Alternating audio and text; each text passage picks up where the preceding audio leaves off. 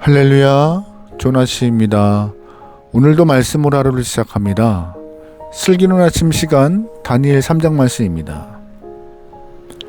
사람들은 대체적으로 상대적인 모습을 보이며 살아갑니다. 다른 말로 상대화라고 할 수 있을 텐데요. 이게 무슨 뜻이냐면은 자신보다 강하고 힘센 사람 만나면 그 앞에서는 본능적으로 움츠립니다. 하지만 반대로 자신보다 약한 존재를 만나면 힘과 위용을 과시하죠. 비겁한 모습입니다. 하지만 인간의 이런 본능적인 모습 때문에 지금까지 생존해 왔고 앞으로도 적응하며 살아갈 것입니다. 가끔씩은 살기 위해 이렇게까지 해야 되나? 나는 그런 양심의 가책도 그런 마음의 느낌도 받지만, 그래서 신앙인들은 그런 본능에 충실한 인간적인 모습을 좀 없애는 것이 좋은 것 같아요. 신앙인들은 아무리 생존이 중요하다 해도 신앙의 상대화를 해서는 안 되는 것입니다. 오늘 본문에서 다니엘의 세 친구가 등장합니다. 이들은 자신들의 삶을 상대화하지 않았어요. 분명 본인들의 삶은 이전과 180도 다른 삶이었지만 절대 믿음을 바꾸지 않았고 온전한 믿음으로 무장하여 믿음을 상대화하지 않았어요. 본문 속 다니엘 친구들의 믿음을 통하여서 우리가 좀 귀감을 얻으면서 주 앞에 바로 설 수 있는 귀한 시간 되면 좋을 것 같습니다. 1절 말씀이에요.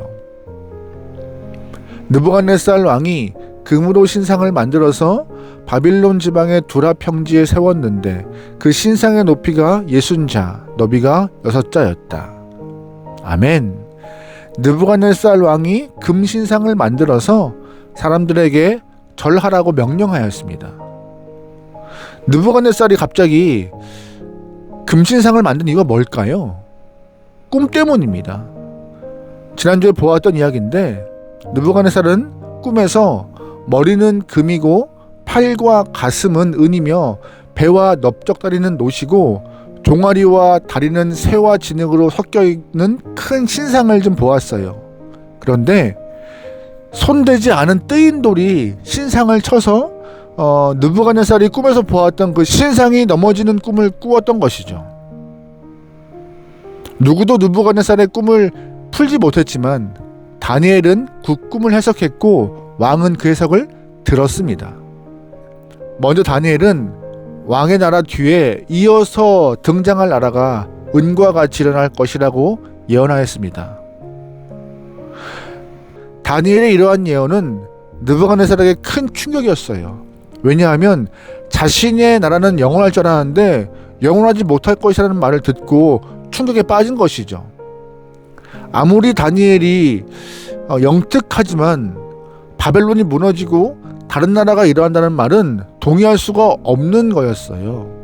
그래서 느부갓네살은 금으로 만든 신상을 세워서 백성들에게 절을 하라 강요하였고 나라의 기강을 확립하려 했던 것입니다.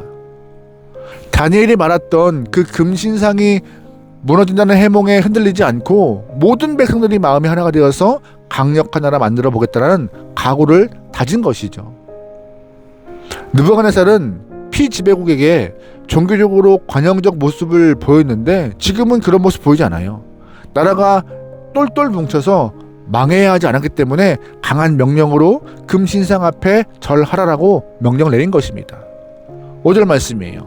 나팔과 피리와 검은고와 사연금과 칠연금과 풍수 등 갖가지 악기 소리가 나면 느부갓네살 왕이 세운 금신상 앞에 엎드려서 절을 하시오.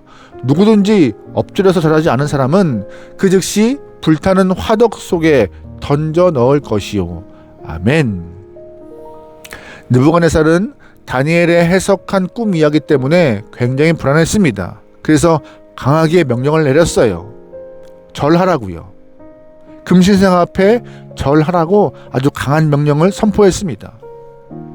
세상 권세를 가진 왕이 그의 왕국이 영원하지 않을 것이라는 예언을 듣고 나서 불안에 떨고 있는 것이죠.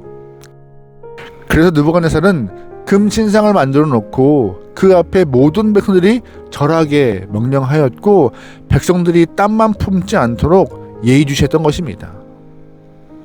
또한 절하지 않으면 불타는 화덕 속에, 그러니까 풀무불 가운데 던져버리겠다 공언까지 해요. 그러자 다니엘의 세 친구들은 왕의 명령에 순종할 수 없었습니다. 그들은 하나님을 믿는 백성이었고 환경 때문에 믿음을 바꾸지 않겠다라고 결단을 한 사람들이었어요. 그렇기 때문에 절할 수가 없었습니다. 끝까지 절하지 않았죠. 결국 고발당해요. 12절입니다. 임금께서 유다 사람인 사드락과 메삭과 아벳느고를 임명하여 바빌론 지방의 행정을 관리하도록 하셨습니다. 임금님, 그런데 그들은 임금님께 경외를 표시하지 않으며 임금님의 신들을 섬기지도 않고 임금님이 세우신 그 신상에게 절을 하지도 않았습니다. 아멘. 다니엘의 세 명의 친구는 끝까지 자기 믿음을 지켜 신상 앞에 절하지 않았습니다. 그들은 왜 왕의 명령을 거절했을까요? 하나님의 은혜를 강하게 체험했기 때문입니다. 1장에서 왕의 음식과 포도주로 자신을 더럽히지 않겠다 결단하였고 담대하게 나갈 때 하나님께서 그들의 삶을 지키시고 오히려 얼굴에 윤택이 나게 하시는 놀라운 일을 경험하게 되었어요. 믿음을 지키니 하나님이 더 보호하시고 그들의 삶이 더 강건해지는 것을 체험했던 것이죠. 그런 승리의 경험이 느부갓네살 왕의 시험 앞에 무릎 꿇지 않도록 강하게 만들었던 그런 과정이었던 것입니다. 결국 절하지 않은 그들은 왕 앞에 불려갔어요. 그럼에도 절하지 않는 것에 대해서 한마디를 해야 왕의 위신도 쓰고 백성들 앞에 본보기 되기 때문에 불러들인 것이죠. 그래서 왕은 다니엘의 친구들을 회유하기 시작합니다. 내가 세운 신상 앞에 지금이라도 엎드리면 내가 이전의 일들은 다 없던 것으로 해주겠다라는 말을 한 것이죠. 하지만 왕의 계속되는 회유에도 다니엘 친구들은 믿음을 꺾지 않았습니다. 오히려 믿음의 담대함을 보여요. 10절입니다. 하드락과 메삭과 아벳느고가 왕에게 대답하여 이르되 느부갓네살이여 우리가 이 일에 대하여 왕에게 대답할 필요가 없나이다. 아멘. 잘 보시면 다니엘의 세 명의 친구가 겁없이 왕의 이름을 불러요. 느부갓네살이여 라며. 이거는 될 대로 되라는 마음이 아닙니다. 이것은 하나님에 대한 신앙적 고백이며 자신들의 믿음을 지키겠다는 의지인 것이에요. 왜냐하면 사람들 앞에서 신처럼 받들어지고 있는 느부갓네살이지만 하나님 앞에서는 흙으로 지어진 인간일 뿐입니다라고 다니엘의 세 친구가 선언한 것이죠.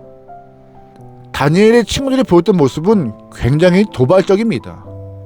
금신상 앞에 절하지도 않았고 왕의 이름을 함부로 부르고 있는 것, 불경죄로 죽을 수 있는 상태였기 때문에 정말 위험한 도발이었던 것이죠. 여기서 끝이 아닙니다. 17절 말씀입니다. 불 속에 던져져도 임금님 우리를 지키시는 우리 하나님이 우리를 활활 타는 화덕 속에서 구해주시고 임금님의 손에서도 구해주실 것입니다. 비록 그렇게 되지 않더라도 우리는 임금님의 신들은 섬기지도 않고 임금님이 세우신 금신상에게 절을 하지도 않을 것입니다. 굽어 살펴주십시오. 아멘. 멋진 모습이죠. 겁없는 모습이지만 대단한 것 같습니다. 성경에는요 여러 인물들의 신앙 고백이 있습니다. 그 중에서 이 다니엘 친구들의 신앙 고백은 정말 위대한 고백인 것 같아요. 왜냐하면 하나님의 존재를 상황 따라서 판단하지 않기 때문입니다. 하나님은 항상 계시기 때문에 나의 기도를 들으십니다. 염려하지 않고 있습니다라는 말을 이렇게 하고 있는 것이에요. 항상 하나님이 계시기 때문에 나의 기도 분명히 들으시는 거 나 알고 있어요.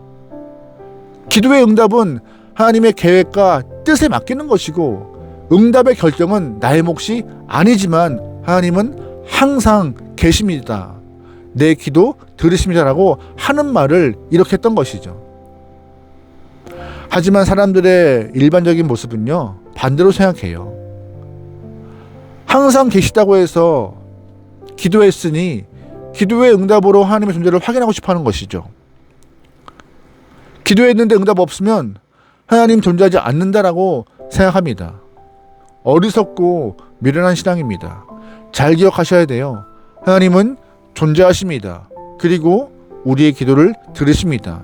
하지만 분명한 것은 기도의 응답은 내 몫이 아니에요. 하나님 몫이죠. 우리는 믿고 기도하는 것까지가 내 몫입니다.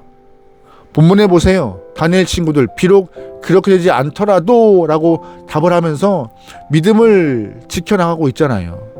이것이 신앙인이 가져야 될 아름다운 모습인 것입니다. 비록 그렇게 되지 않다 하더라도 나는 믿음을 지킵니다 라는 고백이요. 우리도 주 앞에 기도할 때 다니엘의 친구들처럼 믿음의 여유를 갖고 기도해야 합니다.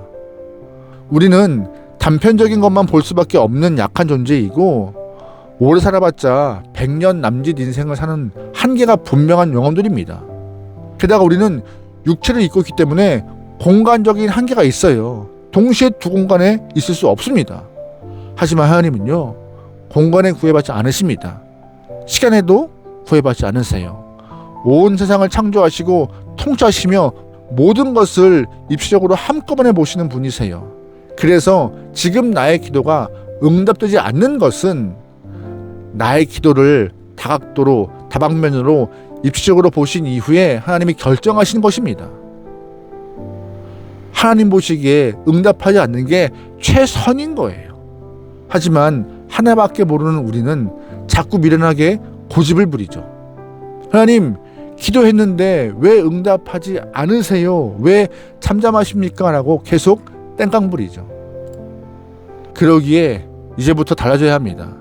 하나님 그렇게 하지 않으셔도 하나님이 살아계심을 나는 믿습니다.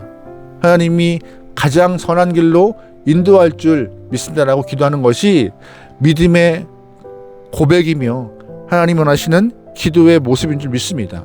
여러분 그러기에 다니엘의 세 친구들과 같이 그러하지 않더라도 라고 그 믿음의 신앙 고백 위에 여러분의 신앙의 집을 짓고 믿음으로 승리할 수 있는 귀한 여러분이면 좋을 것 같습니다. 우리의 믿음은, 우리의 신앙은 주님과 함께할 때 빛나는 것입니다. 응답은 하나님 몫이고 우리는 의지하고 주와 함께 걷는 것, 그것이 우리의 몫인 것입니다. 우리의 몫을 다할 수 있는 여러분의 삶 되기를 주님으로 축원합니다. 아멘. 기도하시겠습니다.